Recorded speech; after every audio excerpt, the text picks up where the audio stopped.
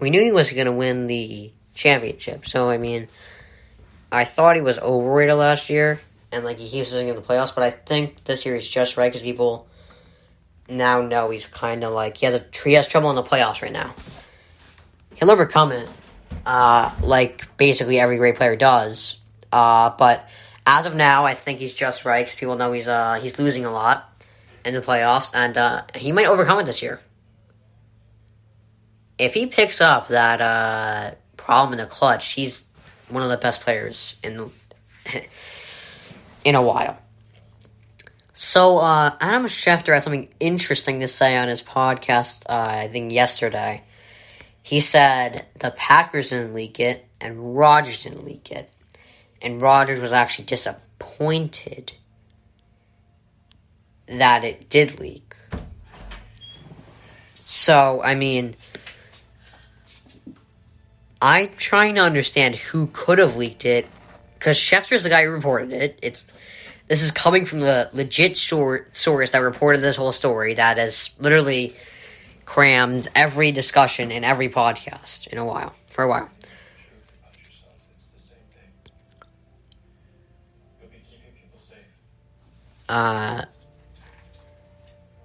So if Rodgers and the Packers didn't leak the story, it could either be Rodgers' agent who did it, Rodgers' camp, which is the popular belief, or, it could have been strategy.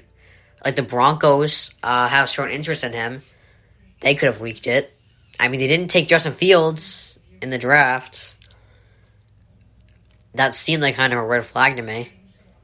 Fields was available. They didn't go for him. I don't know. But I mean, it could just be a coincidence, obviously. But I don't know. I wouldn't rule out there being strategy in this, like the Broncos leaking it. I would not rule that out. But I don't know. It's a tough situation right now. I would love to try to get, like, why? Like, why did the person, like, without even mentioning any names, why did the person do it? If we could find out why the person did it, I can probably trace it back. Like, if it was like, for, like, strategy's sake, it's the Broncos. Alright, so, the over-under I'm hearing right now for quarterbacks in the first round next year is 5. And there has not been 6 drafted in the first round. So, I'm gonna go with, I think there's 4 guys that are gonna go. So I'm gonna go under. 4 guys that are gonna go, and I think there's 2 dark horses.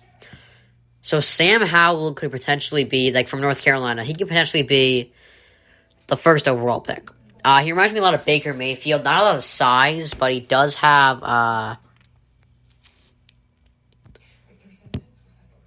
he can be a good game manager, kind of a point guard, in a sense. So, I mean, kind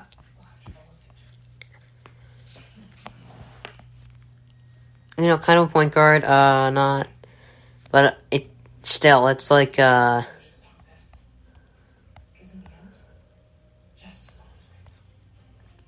pretty much,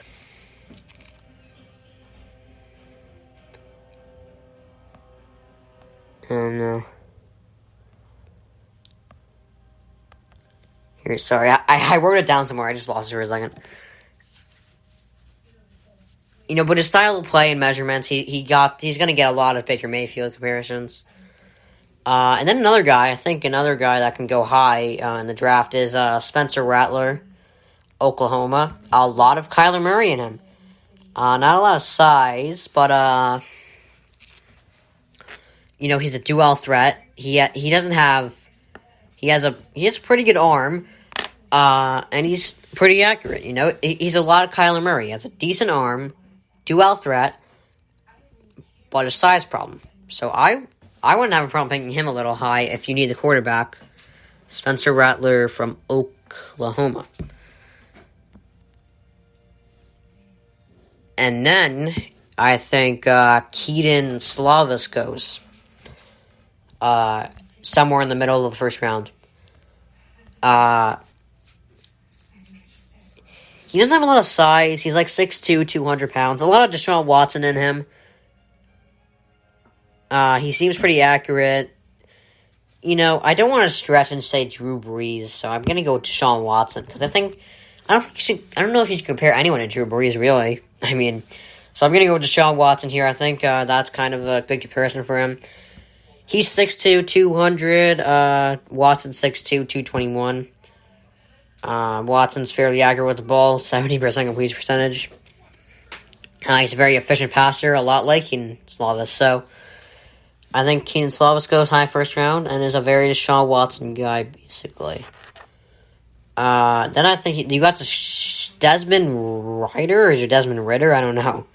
But I think he goes late first round. I think that's the final quarterback to go, but there are two dark horses to have.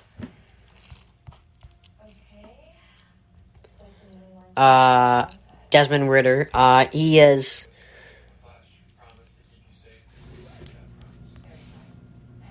He's a lot of Josh Allen. He's got a big arm. He can be a do-all threat. He's a big quarterback. He really is like a Josh Allen, really. Big arm, big quarterback, do-all threat, can run as well. A lot of Josh Allen in there. So that's my... It's been quite a long day. But before I render my verdict, I and the defendant would like to make a statement. I'm going... Those are my four. Desmond Ritter, a lot of Josh Allen. Who was before him? Keaton Slavis. A lot of Deshaun Watson. Then you have... what's his face? Is Steven Rattler or something? I don't know. But he's got a lot of Kyler Murray. And then, Sam Howell. A lot of,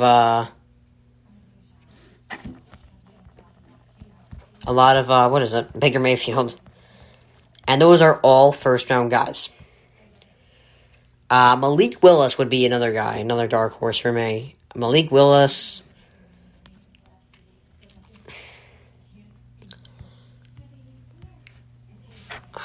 I don't know. Who did I compare him to? It doesn't matter. He's a dark horse. He's I think he has a lot of Derek Carr in him. Pretty efficient passer. Sometimes makes mistakes over the middle. And not a lot of size, but he does show up when he has to, and he's fairly efficient. So he's another dark horse in there. And I'd say Carson Strong is another guy you can put in there. He's a lot of Carson Wentz. Big size, big arm, great athlete. But those are my... the four quarterbacks that I think are definitely going in the first round. Desmond Ritter, Sam Howell, Steven Rattler, and...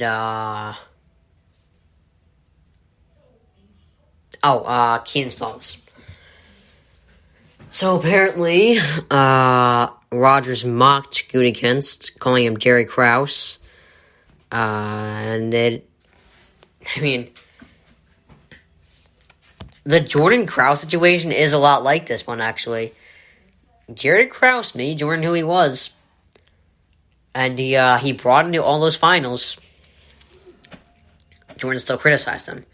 Gutekunst has brought Rodgers to 2 NFC championships in a row. He still complains.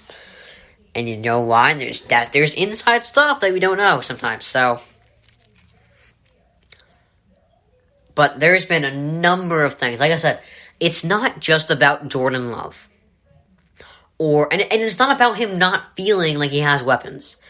Like, some people are misinterpreting it for that. Like, oh, he doesn't think he has weapons? That's so stupid. He's got Devontae Adams. He's got it all. He's not saying he doesn't have weapons. He's upset with them not...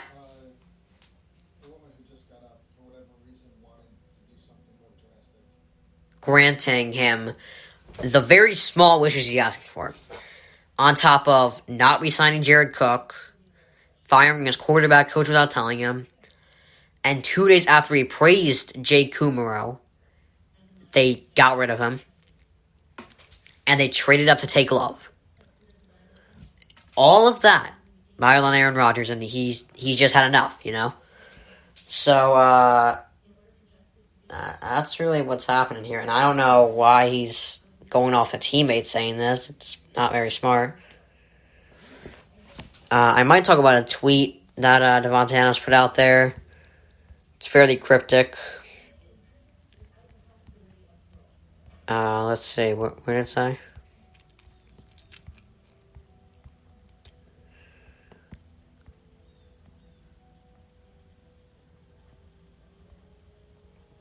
Alright, hold on, let me see it. It was I think it was like, shoot, I had it right here. By the way, the Defensive Rookie of the Year odds, Parsons is leading. That's a big shock. I'll save it for tomorrow.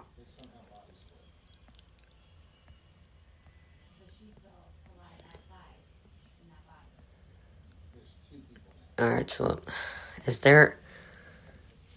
Damn, I saw... Oh, yeah, there it is. It says...